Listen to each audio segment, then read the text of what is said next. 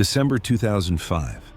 In the FBI's Miami field office, a plastic evidence drum sits in storage, still caked with dirt, still smelling like the backyard it was stolen from. Inside it lies $1.1 million in vacuum-sealed cash, preserved like pirate treasure for a future that never came. 3 years earlier, none of that money existed. In a cramped Miami apartment buried in pizza boxes and energy drink cans, Albert Gonzalez stares at an eviction notice and realizes something bitter. The government gave him redemption, but not a future. He is their poster child, their reformed hacker, their proof that criminals can change. They parade him across conferences. They trust him. They believe in him. But belief doesn't pay rent. And when his old hacker world flaunts money, luxury, and European vacations while he sits broke in darkness, a question quietly escapes his lips. What if we just start small? He convinces himself it isn't betrayal. Not at first. Just survival. Just an experiment. Just a test. But in cybercrime, just once never exists. Every first step is a cliff that feels like a staircase. Every little compromise becomes the new normal. And for Albert Gonzalez, normal is about to become something the world has never seen before. The answer arrives in a Florida parking lot under August heat. Albert sits in his Honda Civic, a Marshall's Wi-Fi network glowing on his screen like a neon welcome sign. No password, no caution, no one watching. His heart pounds as custom malware waits on his hard drive, designed to slip into retail payment systems and vanish into corporate noise. In his ear, his partner Steven asks if he's really going to cross the line. Albert thinks of Agent Sarah Chen, the FBI handler who fought for him, trusted him, defended him. He hears her voice. Your insight into criminals is invaluable. Then he presses enter, and thousands of credit cards begin bleeding silently into his servers. Somewhere inside the machine chatter, a MAC address is written into history. 0014 of 56C293B. It feels meaningless now. Someday, it will be a confession. More networks fall, more systems bend. Retail chains that feel gigantic suddenly look fragile. Payment processors that feel invincible suddenly feel hollow.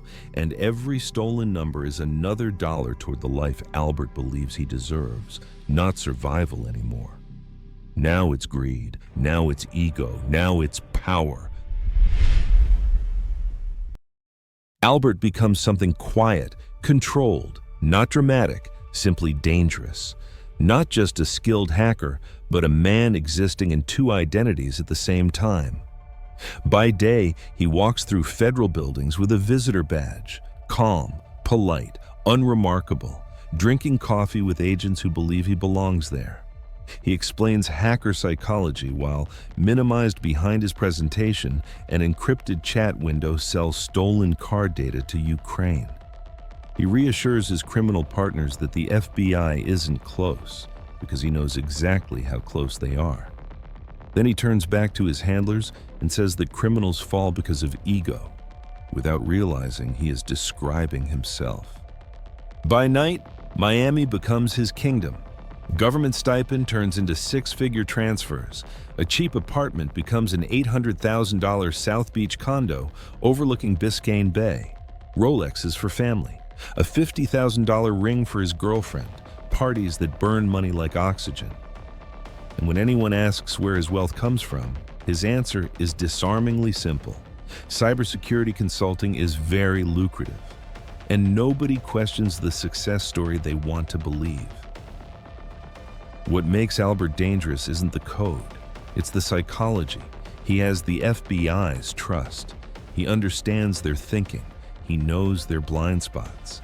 And worst of all, he knows they want to believe in him. He weaponizes trust. He weaponizes redemption.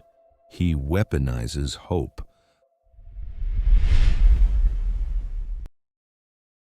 The illusion breaks in data, quietly, relentlessly. Analysts notice the same MAC address repeating across 17 separate retail crime scenes. Patterns align, timelines match.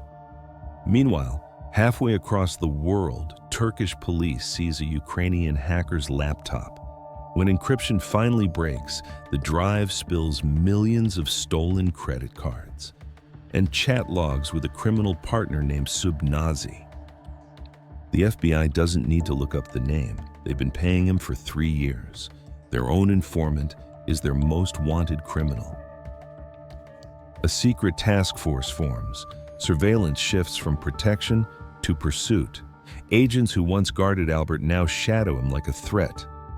They watch him walk freely, buy hacking gear in daylight, wave casually at unmarked surveillance cars like he's greeting friends, completely unaware that every step is being documented. In private offices, agents struggle with betrayal. This isn't just a criminal anymore. This is humiliation. This is personal. The deeper investigators dig, the more horrifying the truth becomes. Albert wasn't dancing around investigations. He was sitting inside them. He knew timing. He knew strategies. He anticipated moves before they were made. For 3 years, the FBI believed they were learning from a reformed criminal. But the criminal had been learning them. May 7, 2008. The National Hotel in Miami glows with tourists, music, and neon. In room 1508, Albert relaxes with his girlfriend, checking profits, watching stolen card streams flow in real time, believing he's untouchable. What he doesn't know is that the lobby is full of federal agents disguised as staff and vacationers, elevators controlled, exits covered, phones monitored. Across the country, simultaneous raids wait for the signal. At exactly 12:17 a.m., the door explodes. Flashlights, shouts, a gun inches from his bed. Handcuffs close faster than his thoughts can form. His empire collapses in seconds. Across the nation, 11 co-conspirators fall with him. His criminal world dies overnight. Then agents dig under his parents' backyard. 3 feet down, they pull out a plastic barrel packed tight with pristine money sealed against time. Buried treasure for a digital pirate. Evidence doesn't get more symbolic than that. 170 million stolen cards, over 400 million in financial damage, investigations crippled, informants endangered, agencies embarrassed by the man they trusted most. Courts don't just see crime, they see betrayal. Albert Gonzalez receives 20 years in federal prison. And ironically, his crimes make the world stronger. Chip cards, hardened processors, better encryption, retail banking reshaped by the very man who tried to exploit it forever. September 19, 2023. Albert walks out of prison quietly. No cameras, no applause, no agents shaking his hand, just silence, and a world permanently changed by what he did. Because in the end, cybercrime doesn't begin with code. It begins with a sentence, a whisper in a dark room. What if we just start small? And as long as humans ask that question, someone will always believe they're smarter than everyone else in the room, right up until the door comes off its hinges at 12:17 a.m.